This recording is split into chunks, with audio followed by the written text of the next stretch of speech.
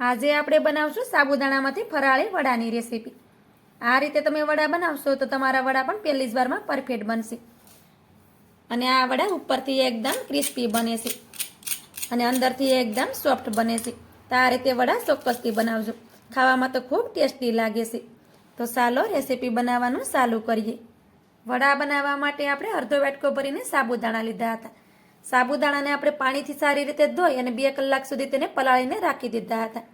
તો 2 કલાક પછી આપણે જોઈએ તો સાબુદાણા આપણે સારી રીતે પલળી ગયા છે અને આ રીતે દાણાને તમે દબાવો તો દાણો છે તે સહેલાઈથી તૂટી જાય છે, પણ તેમાં બિલકુલ પણ પાણી નથી। સાબુદાણા છે તે આ રીતે ડ્રાય હોવા જોઈએ, આમાં બિલકુલ પણ પાણી ન રહેવું જોઈએ। જો આમાં પાણી હશે તો વડાને આપણે તળશું ત્યારે વડા તૂટી જશે। કદાચ તમારાથી પાણી થોડુંક વધારે થઈ ગયું હોય તો તેને કોઈ પણ જાળીમાં નાખી અને કોરા કરી લેવાના, પછી જ આપણે આ સાબુદાણા વડા માટે લઈ લેવાના। આ રીતે તમે વડા બનાવશો તો વડા છે તે ક્યારેય તૂટશે નહીં અને એકદમ પરફેક્ટ બનશે। તો જેટલા આપણે સાબુદાણા લીધા છે એટલા જ આપણે બાફેલા બટેટા લીધા છે અને બટેટાને આપણે પૂરા ઠંડા થયા પછી જ લીધા છે। કોઈ પણ વસ્તુ આપણે ગરમ નથી લેવાની, જો કોઈ પણ વસ્તુ આપણે ગરમ લેશું તો પણ આપણા વડા છે તે તેલમાં જાતાની સાથે તૂટી જશે। થોડાક આપણે કાચા સિંગના દાણાને શેકી અને એને ફેતરા કાઢી અને પછી આપણે આવો ભૂકો કરીને લઈ લીધા છે। તો આપણે 3 ચમચી જેટલો સિંગનો ભૂકો છે, થોડાક આપણે લીલા મરચાં લીધા છે, થોડુંક આપણે સેંધા મીઠું લીધું છે જે આપણે વ્રતમાં ખાતા હોય, થોડુંક આપણે આદું લીધું છે, થોડોક આપણે લીંબુનો રસ લીધો છે અને થોડાક આપણે લીલા ધાણા લીધા છે। વડાને એકદમ ક્રિસ્પી બનાવે અને વડા આપણા તેલમાં જાય અને તૂટે નહીં તેના માટે આપણે 1 ચમચી ભરીને રાજગરાનો લોટ લીધો છે। રાજગરાનો લોટ નાખવાથી વડા એકદમ ક્રિસ્પી બનશે અને બીજા નંબરમાં વડા છે તે આપણે તૂટશે નહીં। ઘણી વખત વડાને આપણે તળતા હોય અને વડા તૂટી જતા હોય છે અને તૂટવાને લીધે વડામાં તેલ ભરાઈ જાય છે અને તે ખાવામાં સારા નથી લાગતા। જો આટલું ધ્યાન રાખશો તો વડા એકદમ પરફેક્ટ બનશે, એની હું તમને ગેરંટી આપું છું। અને આમાંથી કોઈ પણ વસ્તુ તમે વ્રતમાં ખાતા ન હોય તેને તમે કીપ પણ કરી શકો છો। સૌથી પહેલાં તો આપણે એક વાસણ લેવાનું છે ને પહેલાં તો તેમાં સાબુદાણાને નાખી દઈએ। સાબુદાણાને તમે જોઈ શકો છો કે તેમાં બિલકુલ પણ પાણી નથી। તો પહેલાં તો આપણે તેમાં મસાલા નાખી દઈએ। સૌથી પહેલાં આપણે લીલા મરચાંને નાખી દેવાના છે। તીખું તમે તમારા પ્રમાણે ઓછું કે વધારે પણ લઈ શકો। સાથે આપણે આદુને પણ નાખી દેશું, સેંધા મીઠું નાખી દેશું, લીલા ધાણા નાખી દેશું, સાથે જ આપણે લીંબુનો રસ પણ નાખી દેશું। તમે વ્રતમાં લીંબુ ન ખાતા હોય તો નહીં નાખવાનું। હવે આપણે તેમાં રાજગરાનો લોટ પણ નાખી દેશું। હવે તેમાં આપણે સિંગનો ભૂકો પણ નાખી દઈએ। આપણે 3 ચમચી જેટલો સિંગનો ભૂકો લીધો હતો, તેને મેં ખાંડીને લીધો હતો। તમારે જો એને મિક્સરમાં દળીને લેવો હોય તો પણ તમે લઈ શકો। હવે પહેલાં તો આપણે આ બધી વસ્તુને સારી રીતે મિક્સ કરી દઈએ। આ રીતે બધી વસ્તુને મિક્સ કરી લેવાની છે। આપણે તેમાં સિંગનો ભૂકો નાખ્યો છે। સિંગનો ભૂકો નાખવાથી જરાક પણ આમાં પાણી હશે તો સિંગનો ભૂકો તેને એબ્ઝોર્બ કરી લેશે અને બધી વસ્તુ આપણી એકદમ ડ્રાય થઈ જશે। તેનાથી આપણા વડા છે તેને તૂટવાની આપણે ચાન્સીસ નહીં રહે। તો તમે જોઈ શકો છો બધી વસ્તુ આપણે સારી રીતે મિક્સ કરી લીધી છે। હવે આપણે ખમણી લેવાની છે અને બટેટાને આપણે ખમણી લેવાના છે આ રીતે। મારી ચેનલ પર તમે નવા હોય અને હજી સુધી મારી ચેનલને તમે સબસ્ક્રાઈબ ન કરી હોય તો મારી ચેનલને સબસ્ક્રાઈબ કરી દેજો અને મને સપોર્ટ જરૂરથી કરજો। હું તમને એટલા માટે સમજાવું છું કે કોઈને પણ આ વડા બનાવવા હોય તો તેના વડા બગડે નહીં, એટલા માટે બધી વાત હું તમને શાંતિથી સમજાવું છું કે કોઈ પણ આ રેસીપી બનાવે તો તેની રેસીપી પહેલી જ વારમાં પરફેક્ટ બની જાય અને તેની રેસીપી ખરાબ ન થાય। બટેટાને આપણે આ રીતે ખમણી લીધા છે। હવે એમાં થોડુંક જીરું નાખી દઈએ। હવે બધી વસ્તુને સારી રીતે મિક્સ કરી દેવાની છે। જીરું નાખવાથી વડા છે તે ખાવામાં ટેસ્ટી લાગે છે। તમે હિંગ ખાતા હોય તો હિંગ પણ નાખી શકાય। તો આ રીતે આપણે બધી વસ્તુને સારી રીતે પહેલાં તો મિક્સ કરી દેવાની છે। અને શિવરાત્રિ આવે છે તો શિવરાત્રિમાં તમે પણ આવા વડા જરૂરથી બનાવજો।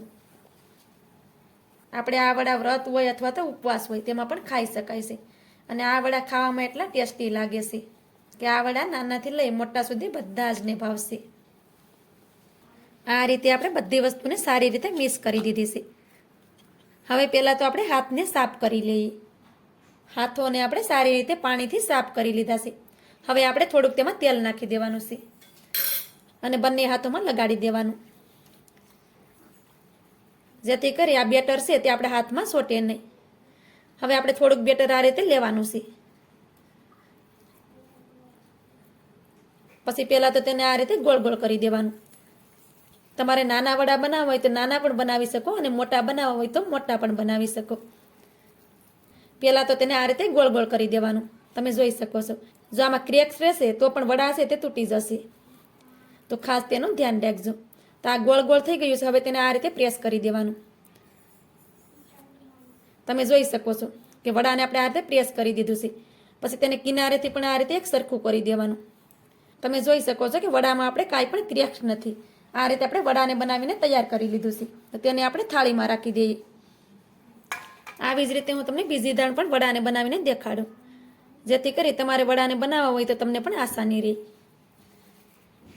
આ રીતે બેટર લઈ અને તેને ગોળ ગોળ કરી દેવાનું આવી રીતે.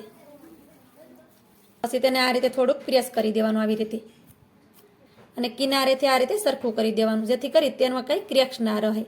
તમે જોઈ શકો છો કે આની કિનારે છે એ બિલકુલ પણ ફાટતી નથી. હવે તેને પણ થાળીમાં રાખી દઈએ. તો આ જ રીતે બધા વડાને બનાવી અને રેડી કરી લઈએ. આ રીતે આપણે બધા વડા બનાવીને રેડી કરી લીધા છે. તેલને પણ આપણે ગરમ કરવા માટે રાખી દીધું છે. તો આપણે હવે વડાને તળી લેશું. તેલ પણ આપણું સારી રીતે ગરમ થઈ ગયું છે. હવે તેમાં વડાને નાખી દઈએ. તો કડાઈમાં જેટલા સમાય તેટલા વડા તેમાં નાખી દેવાના અને આ રીતે થોડાક સેટા સેટા રાખવાના, જેથી કરી આપણે તેને પલટાવીએ તો આપણે પણ આસાની રહે. અને તેલ આ રીતે મીડિયમ ગરમ હોવું જોઈએ. ગેસની ફ્લેમને આપણે ધીમી જ રાખવાની છે. હવે આપણે વડાને એક સાઈડમાં થોડાક એવા ફ્રાય થવા દઈએ. પછી તેને બીજી સાઈડમાં આપણે પલટાવી દઈશું. વડાને આપણે એક સાઈડમાં અડધી મિનિટ જેવા ફ્રાય થવા દીધા છે. હવે તેને આપણે બીજી સાઈડમાં પલટાવી દઈશું. તો આ રીતે તેને બીજી સાઈડમાં પલટાવી દેવાના.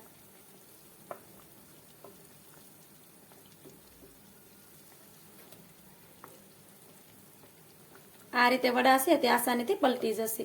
અને તમે જોઈ શકો છો કે વડા આપણા બિલકુલ પણ તેલમાં મૂકતાની સાથે ફેટ્યા નથી, કેમ કે વડા આપણા એકદમ પરફેક્ટ છે. તો આ રીતે આપણે બધા વડાને બીજી સાઈડમાં પલટાવી દીધા છે. હવે આપણે ગેસની ફ્લેમને ધીમી જ રાખીશું અને વડાને બે સાઈડ પલટાવતા જશું અને વડા આપણા ક્રિસ્પી થાય ત્યાં સુધી તેને તળી લેશું. વડાને આપણે આ રીતે બંને સાઈડ પલટાવતા ગયા છે અને વડા આપણા ક્રિસ્પી થયા ત્યાં સુધી વડાને આપણે તળી લીધા છે. તમે જોઈ શકો છો કે વડાનો કલર પણ ચેન્જ થઈ ગયો છે અને વડા આપણા એકદમ ક્રિસ્પી બન્યા છે. હવે તેને કાઢી લઈએ.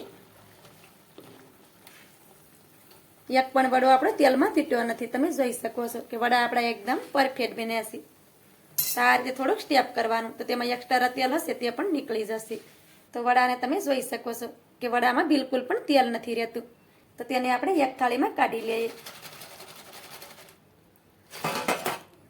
આ જ રીતે આપણે બધા વડાને તળી અને રેડી કરી લઈએ. આ રીતે આપણે બધા વડાને તળી લીધા છે. વડાને તમે જોઈ શકો છો કે વડા આપણા બહારથી એકદમ ક્રિસ્પી બન્યા છે અને અંદરથી એકદમ સોફ્ટ બન્યા છે. તો આ રીતે વડા તમે પણ ચોક્કસથી બનાવજો. ખાવામાં તો એટલા ટેસ્ટી લાગે છે. તો મારી આજની રેસીપી તમને સારી લાગી હોય તો લાઈક કરી કોમેન્ટ કરી દેજો. ચેનલ પર નવા હોય તો ચેનલને સબસ્ક્રાઈબ કરવાનું ભૂલતા નહીં. તો મળીએ એક આવી જ નવી રેસીપીની સાથે. ત્યાં સુધી બધાને જય માતાજી.